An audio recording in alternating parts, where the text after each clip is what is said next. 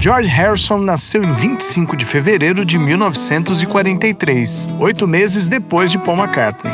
Os dois se conheceram ainda jovens a caminho do Liverpool Institute, a escola onde estudaram juntos. Mas não é bem sobre isso que eu vou falar hoje, até porque a gente sabe muito bem o resultado que veio desse encontro. Hoje eu vou falar de outra paixão do George além da guitarra e do rock and roll, que é a paixão pelas corridas e depois pelos carros. Em 1955, o Grande Prêmio do Reino Unido foi realizado no circuito de Aintree, um autódromo localizado num vilarejo vizinho a Liverpool, no condado de Merseyside. Então, o pai de George, que era motorista de ônibus da estatal da cidade, e sabendo que o evento era ali próximo, decidiu levar a família inteira para assistir a corrida. Enfiou todos em um dos ônibus que ele mesmo dirigia e partiu com eles rumo ao autódromo. E naquele dia, praticamente no quintal de casa, o jovem George teve o privilégio de ver de perto os gigantes do automobilismo. Entre eles, Juan Manuel Fangio e Stirling Moss. O próprio George contou essa história para o Emerson Fittipaldi assim que se conheceram. Quando o George Harrison entrou na sua vez, você falou, cara, um Beatle e o meu amigo! Como é que foi isso? Foi no boxe em 72, Grande Prêmio da Inglaterra. Ele apareceu do nada, começou a conversar comigo, a gente ficou muito amigo, lógico. Falei, nossa, porque os Beatles fizeram parte da minha juventude. E tem uma história interessante, que pouca gente sabe. Por que o George gostava tanto de corrida? Você sabia, Felipe Alonso? Eu li uma vez que você falou que ele em Liverpool ia para provas, não é isso? O pai dele era motorista de ônibus da empresa pública, estatal lá de Liverpool, e tinha um grande prêmio de Aintree, que foi o grande prêmio da Inglaterra, 54, 55. Ele devia ter quanto? Ele devia ter mais ou menos... Uns 8? Não, 18 anos, 17. O pai dele, domingo de manhã, ia na casa dele, pegava a família inteira com ônibus da prefeitura de Liverpool e assistia um grande prêmio de ônibus. Ele falava, era ônibus só para a família. O pai dele tinha autorização e ia lá assistir. E ele adorou corrida. Foi quando ele viu o Fangio correr, Stirling Moss, imagina. Agora vamos de 1955 para 1962. George já estava nos Beatles, e o único que tinha carro naquela época era o Ringo Starr. Durante as gravações do documentário The Beatles Anthology, mais especificamente no DVD Special Features, há um momento curioso em que o Paul pergunta a Ringo Starr qual havia sido o seu primeiro carro. Ringo então responde a Paul que o seu primeiro carro foi um Ford Zephyr. Em seguida, devolve a pergunta para George, relembrando o dia em que deu uma carona para ele, onde George compraria o seu primeiro carro, um Ford Anglia 105E. Veja esse trecho do documentário que eu separei para vocês. Cost 75 quid, my first car. Off Johnny Hutch? That was a good car. Was it off Johnny Hutch? Off Johnny Now, Hutch. what colour was it? Red and white. Hand painted. Yeah. Painted by hand. And you had a green Anglia. Blue. Blue? That was much later, though. Yeah. I took you to get that car. Did you? Yeah, I took you To Warrington? Yeah. And as we were coming home, you may not remember, Ah, yeah. you were speeding and I was speeding, and we were both close to each other, and then you overtook this car in front, and I got right up to this car, and I was ready to overtake him. Just as I got right up his arse, a dog ran out in front of him, so he slammed on his brakes. I smashed right into him, broke the fuck out of my car. But was lucky it was by a garage, because I drove it, well, we pushed it into the garage, because I had no license or insurance. Did I stop or did I keep going? Oh, you just kept going. I didn't see what happened. You just didn't give a damn. Even till this day, I never knew about that. Yeah. George permaneceu com seu Ford Anglia até 1963, ano em que os Beatles finalmente explodiram para o mundo. Com o sucesso batendo a porta e a vida começando a mudar drasticamente, George decidiu dar um passo além. Naquele mesmo ano, trocou seu modesto Anglia por um Jaguar MK2 novinho em folha. Um carro elegante, potente e à altura do novo momento que ele vivia. Em seu aniversário de 21 anos, em 20 de fevereiro de 1964, George ganha um Jaguar E-Type do empresário dos Beatles, Brian Epstein. Agora uma curiosidade sobre esse carro.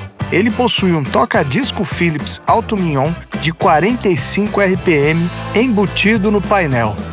No ano seguinte, em 1965, George Harrison compra um Aston Martin DB5 branco, o icônico carro usado por James Bond em 007 contra Goldfinger. Ainda no mesmo ano, Brian Epstein fecha um acordo com uma concessionária da Mini para adquirir 4 modelos personalizados, um para cada integrante da banda.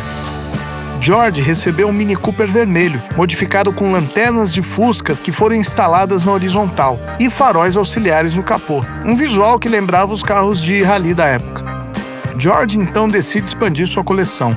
Ele compra uma Mercedes 600 SWB de cor branca. Esse carro pode ser visto nessa foto, quando ele estaciona o carro em frente ao estúdio Abbey Road. A coleção de carros de George Harrison continuou a crescer ao longo dos anos. Em 1970, ele adquiriu 2 novas Mercedes, uma 250 CE e uma 300 SEL. Esta última, porém, teve um fim trágico. Foi destruída em um acidente quando George colidiu com um poste de luz a caminho de uma festa. Na sequência vieram as Ferraris, uma Ferrari 365 GTC 1969 e uma Ferrari Dino 246 GT. Apesar da beleza e do prestígio da Dino 246 GT, George não se adaptou muito bem ao estilo do carro. Decidiu colocá-la à venda e, em seu lugar, comprou uma Porsche 930 0 km. Nos anos 80, adicionou à sua garagem uma Mercedes 500 SEL AMG. Já nos anos 90, surpreendeu com a escolha de um Light Car Company Rocket, um esportivo ultraleve com apenas 380 quilos e equipado com motor Yamaha. O modelo era uma verdadeira raridade. A empresa de Gordon Murray produziu apenas 55 unidades do carro. E por último, a McLaren F1 de Harrison, de cor roxa e placa M7 AUM.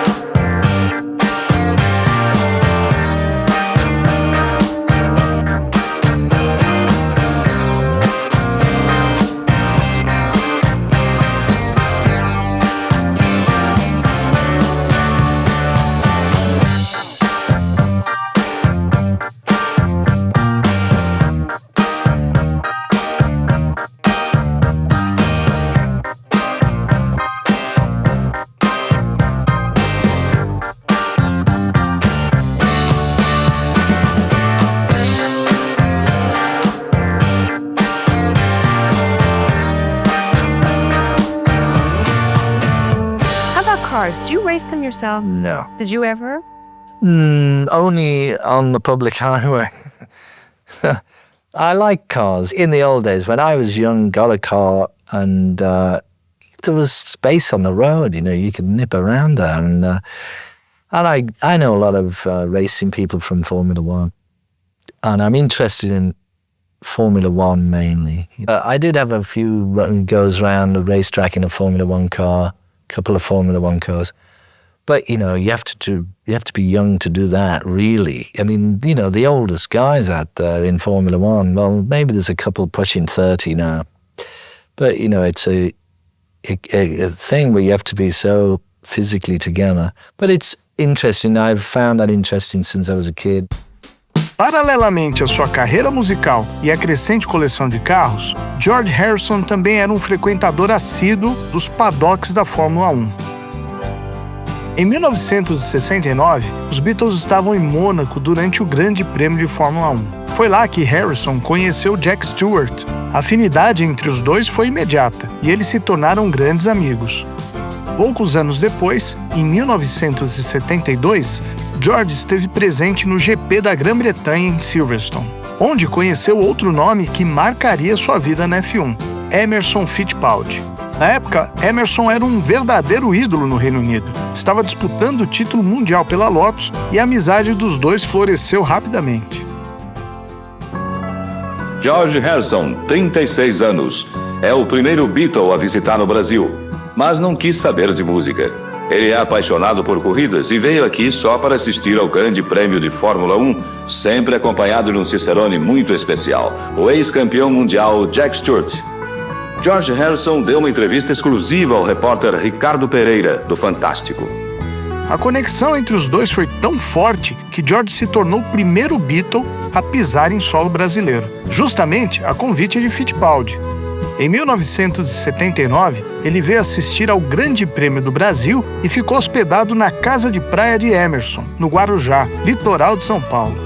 E foi nesse clima tropical que George Harrison descobriu as caipirinhas, bebida que mais tarde mencionaria com carinho na homenagem que faria ao amigo em 1996, após o grave acidente no Michigan Speedway, que encerrou a carreira de Emerson.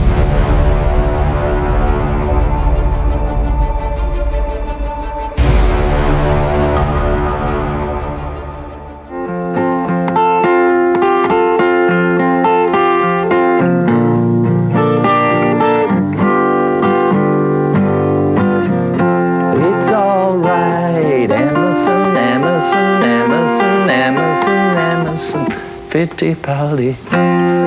Hello, Emma. You've been through difficult time these last couple of months. Hello, Emma. So good to see you well again. So let's go to the beach. Drink 20 caipirinhas each. It's alright, Emerson, Emerson, Emerson, Emerson, Fittipaldi. Here comes the sun. Here comes Emerson, and I say, we love you, Emerson, Emerson, Emerson, Emerson, Fittipaldi. Hello, Emerson. So nice to know you well. And I look forward to seeing you. Sorry I'm not in Brazil, but next time we're going on holiday. We have lots of caipirinos, and we'll have a nice good time. Okay, well, God bless you, and everybody in England who loves you, all your friends, and Olivia and Danny too, join me to say congratulations on a wonderful recovery and a great life, and more to come. We miss you.